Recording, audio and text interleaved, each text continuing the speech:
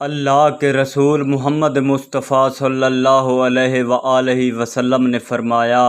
امام مہدی علیہ السلام میری اولاد سے ہے۔ جب وہ قیام کرے گا تو عیسیٰ بن مریم علیہ السلام ان کی مدد کے لیے آسمان سے نازل ہوں گے اور نماز پڑھانے کے لیے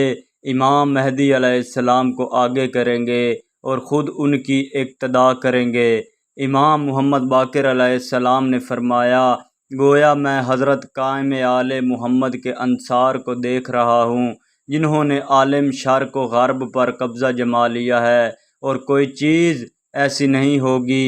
جو ان کے فرمان اور کنٹرول سے باہر ہو۔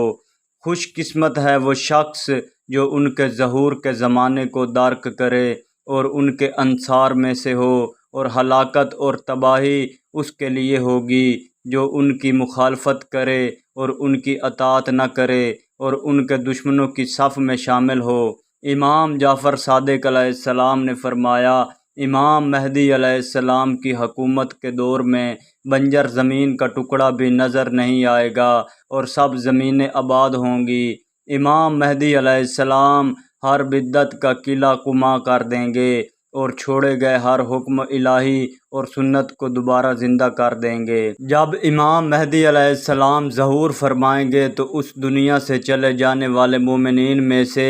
کوئی بھی ایسا مومن نہیں ہوگا مگر یہ اس کی قبر میں بھی اسے خوشی محسوس ہوگی۔ امام مہدی علیہ السلام نے فرمایا، اے شخص آگاہ ہو جاؤ، میں خاتم اوصیاء ہوں اور اللہ تبارک و تعالی